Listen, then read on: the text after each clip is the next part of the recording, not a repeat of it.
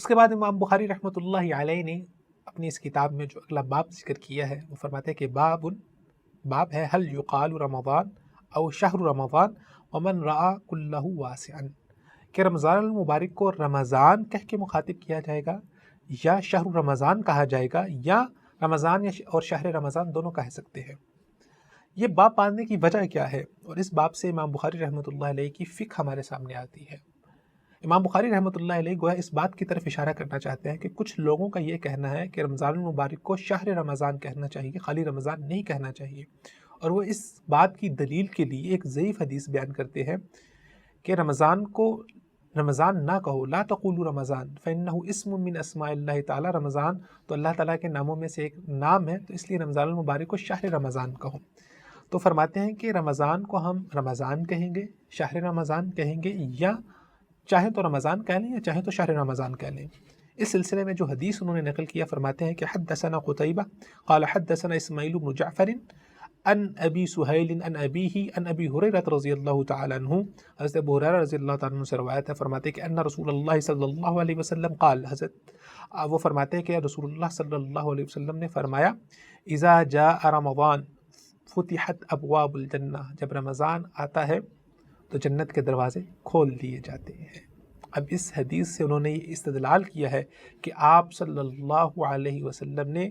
شہر رمضان مبارک کو رمضان کہہ کے مخاطب کیا ہے، رمضان کہہ کے ذکر کیا ہے، اس لیے اگر کوئی رمضان کہہ سکتا ہے، کہنا چاہتا ہے، تو اس میں کسی قسم کی کوئی حرج والی بات نہیں ہے۔ اور باقی اس حدیث کے اندر جو فائدہ ہے کہ جیسے ہی رمضان آتا ہے فتحت ابواب الجنہ، جنت کے دروازے کھول دیے جاتے ہیں۔ اسی طرح جو اگلی حدیث امام بخاری رحمۃ اللہ علیہ نے اس باب میں ذکر کیا، فرماتے کہ حدثنی یحیی بن بکیر قال حدثني الليث عن عقيل عن ابن شهاب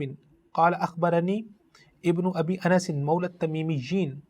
أن أباه حدثه أنه سمع أبا هريرة رضي الله تعالى عنه يقول قال رسول الله صلى الله عليه وسلم إذا دخل شهر رمضان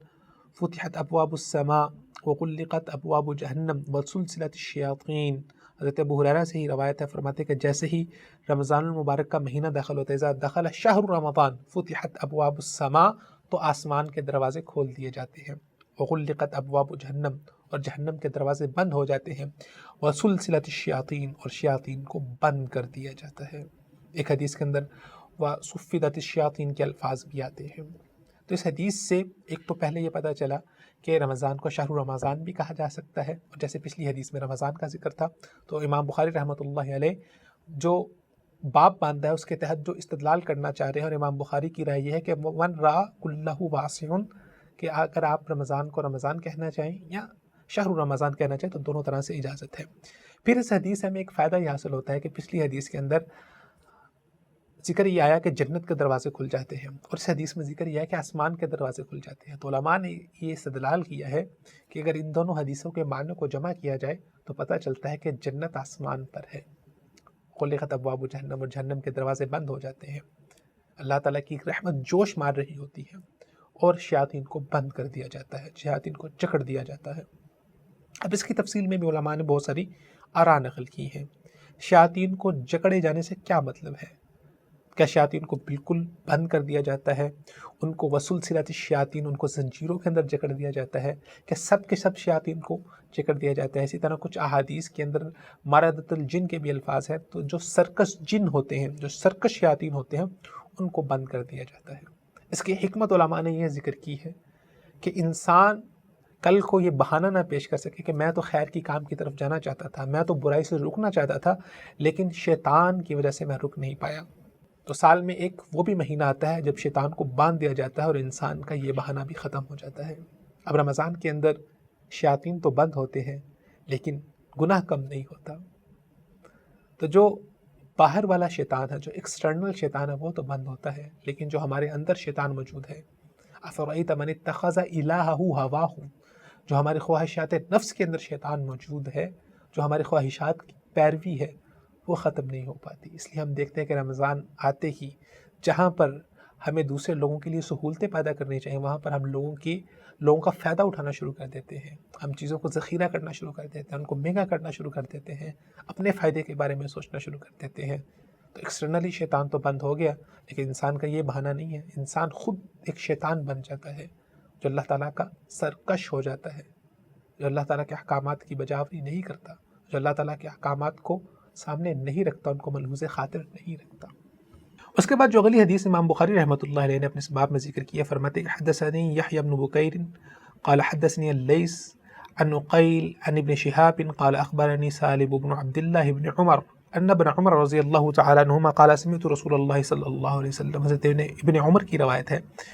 وہ فرماتے ہیں کہ میں نے رسول اللہ صلی اللہ علیہ وسلم کو فرماتے ہوئے سنا، اذا رأيتموه فصوموا، جب تم اس کو دیکھ لو تو روزہ رکھو، واذا رأيتموه فافطروا، اور جب تم اس کو دیکھ لو فافطروا، تو روزہ افطار کر دو، فإن غم علیکم، اگر تمہارے اوپر معاملہ ابر آلود ہو جائے، معاملہ تمہارے اوپر واضح نہ ہو سکے، فقدروا لہ، تو پھر اس کا اندازہ لگاؤ۔ وقال غیرہ عن اللیث حدثنی عقیل ویونس لہلال رمضان، تو وہ فرماتے ہیں کہ ایک اور سند کے اندر جو الفاظ ہیں وہ اس طرح سے ہیں کہ اذا رأیتم لہلال رمضان، جب تم رمضان کا چاند دیکھ لو فصوموا، تو روزہ رکھو، اور اس کے بعد جب رمضان المبارک کے بعد شوال کا چاند دیکھ لو تو پھر روزہ رکھنا چھوڑ دو، افطار کر لو، اور اگر چاند نظر نہ آئے تو پھر اس کے بعد آپ نے کیا کرنا ہے، فقدروا، تو آپ نے اندازہ لگانا ہے اور 30 دن کو مکمل کرنا ہے۔ تو اس حوالے سے آگے باقاعدہ سے امام بخاری رحمۃ اللہ علیہ نے باب باندھے اور اس کی تفصیل ہم انشاءاللہ وہاں پر ذکر کریں گے، لیکن اس حدیث سے امام بخاری رحمۃ اللہ علیہ اپنے اس باب کے تحت جو استدلال کرنا چاہ رہے ہیں کہ اس میں جو دیگر الفاظ ہیں اس میں لہلال رمضان، رمضان کے چاند کا ذکر ہے، تو لفظ رمضان ذکر ہوا ہے۔ تو امام بخاری رحمۃ اللہ علیہ نے اس باب کے اندر 3 احادیث ذکر کی ہیں، جس میں سے پہلی حدیث میں صرف رمضان کا لفظ ہے، دوسری میں شہر رمضان کا ہے، اور آخری حدیث میں پھر رمضان کا لفظ ہے۔ تو امام بخاری رحمۃ اللہ علیہ یہ ثابت کرنا چاہ رہے ہیں کہ اگر کوئی رمضان کہنا چاہتا ہے تو وہ رمضان بھی کہہ سکتا ہے، اگر کوئی شہر رمضان کہنا چاہتا ہے تو وہ شہر رمضان بھی کہہ سکتا ہے، اور کوئی خالی رمضان کہنا چاہتا ہے تو وہ خالی رمضان بھی کہہ سکتا ہے۔